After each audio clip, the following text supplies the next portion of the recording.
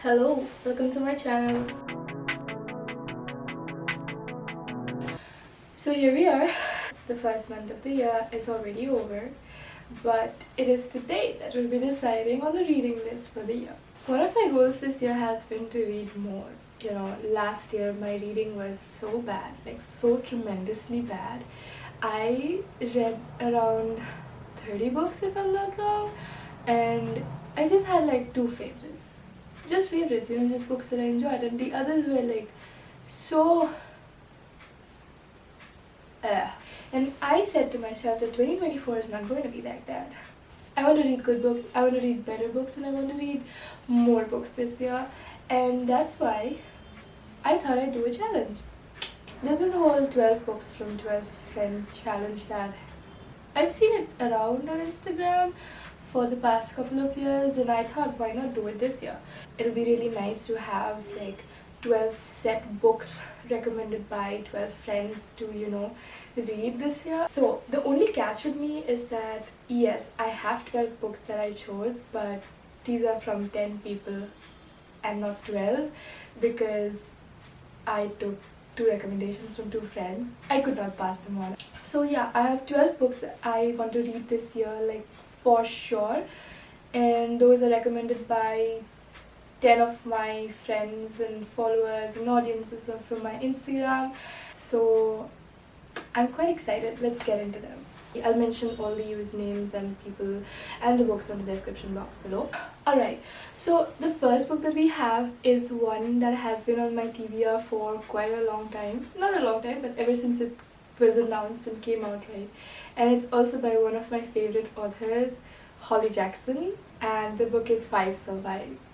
It's recommended to me by Just Reader Stuff. So 5 Survive by Holly Jackson has been on my TBR since it was announced. Like, I absolutely devoured and loved the A Good Girl's Guide to Murder series, but for some reason I just never got around to reading 5 Survive. I don't know why.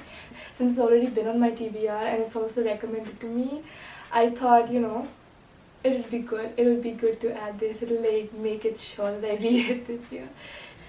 The second book that we have is recommended to me by Melodramatic Bookworm. The book that she recommended is The Museum of Failures by Thrity Unrigar. So I have never heard of this book before, but when I like went through the blurb and everything, it gave to me the idea of a literary fiction, more or less, and I feel like I'm always up for a good literary fiction, especially, you know, this is by an Indian author, so I guess that is another, like, you know, cherry on the cake. So yes, that's my second book. The third book is recommended to me by Bookish Dia. They've recommended to me Sorrow and Bliss by Meg Mason. Again, I think this is another literary fiction, or if I'm not wrong, it's a domestic fiction. I don't know, I'm not sure. But A, the title is so beautiful, Sorrow and Bliss, and B, this has high ratings from some of my most followed like booktubers and bookstagrammers. So I chose this solely based on the recommendations and the ratings and reviews.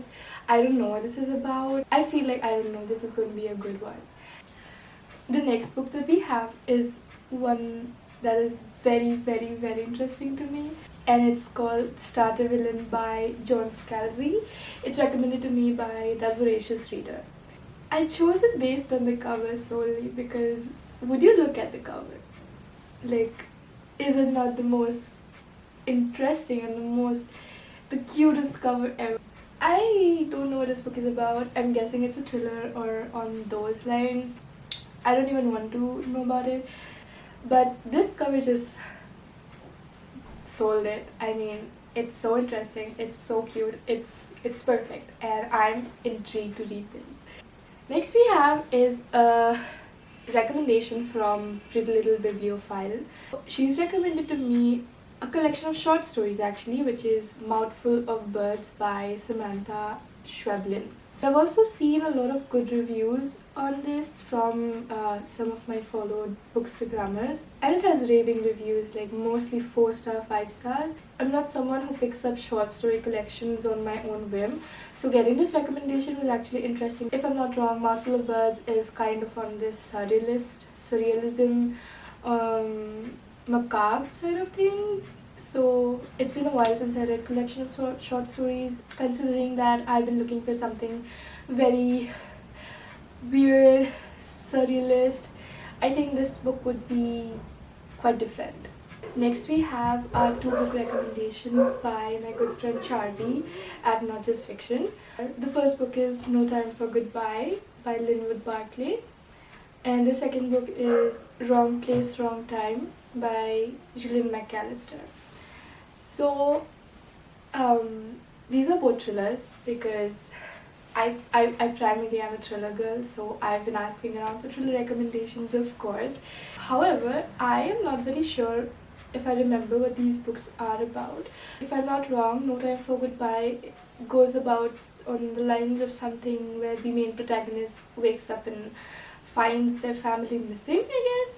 And Wrong Place, Wrong Time is about a serial killer and something related to time travel, if I'm not wrong.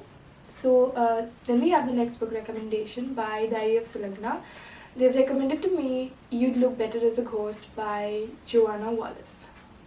Again, I think I didn't even go and look what this book was about because Sulagna just raved about this book, wrote a very good review. The title was another thing that just made me immediately put it on my list because You'd Look Better as a Ghost. It's just so intriguing. It tells you nothing. It doesn't give you much about what the book is going to be about, right? And the cover is so cute. The cover is so bright and so vibrant and cute that I had to pick it up. So then we have 2 book recommendations from another good friend of mine, Gayatri at Perfectionist. Both of us love thrillers, so I was so glad that she recommended to me 2 thrillers actually that stood out for me. One is Episode 13 by Craig Dilouie, and the other is The Woman in the Library by Sulari Gentill. Episode 13, from what I could gather, I think is a sort of book that has a podcast style or sort of, mixed narration. I'm always up for books like that. I loved Sixth Sense. Wait. Yeah, those book series, the 6 stories by Matt Wesolowski, Hydra and all those books, that has this whole podcast sort of narrative. I think that episode 13 is going to be like that. I mean, it gives the vibe from the blurb that I read. So I'm quite intrigued and excited about that. The textbook that she's recommended to me as well is Women in the Library by Sulari Gentill, and I have no idea what this book is about. I just saw the cover and that it's recommended to me by her and that she's, given it a good rating and stuff, so that's why I chose it. So it's mostly based on that, Then the last 2 books, so we are down to the last 2 recommendations. The next book that we have is recommended to me by Jainan's Diary. The title is I Hear You by Nidhi Upadhyay.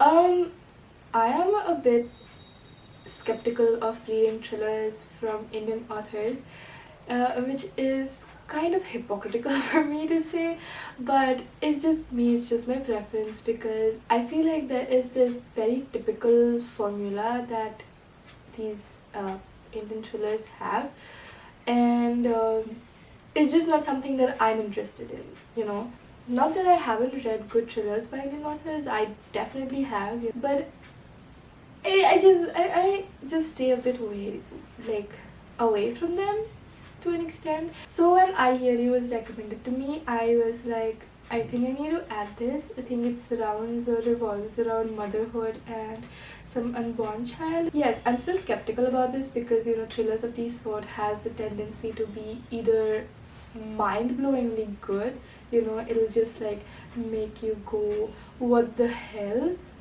and you end up loving the book, or on the flip side, it's just going to be Was this all? I hope it's the first one or somewhere in the middle instead of the latter, so fingers crossed. I hope it's a good book. Then we have the last book recommendation. It's recommended to me by it's Ash_29 and it's called Notes on an Execution by Danya Kukafka. I'm guessing this is a thriller. I'm guessing this is sort of I have no idea. I've literally no idea, and I forgot, like, when I searched about these books, I just genuinely forgot about what they were. But it's a pretty cover. It's a pretty cover. It's in a color that I love, so I had to have it. I don't know. It sounded exciting at that time when I was choosing it, and it has a very interesting title. So there's that, and it's the last choice of the 12 books. So here's the thing, I barely read summaries or blurbs before reading a book, okay? So that's why I am not very familiar with what these 12 books are about. I have chosen them mostly based on the authors, the reviews I found on Goodreads, their ratings, and guilty but the covers. And of course the people that's recommended to me. So there we have the 12 books for 2024 recommended to me by 10 good friends from my Bookstagram. I'm so excited to be reading these books, you know, because usually these are books that would have never, I don't think they would have ever been on my radar as well, except for 5 Survive maybe.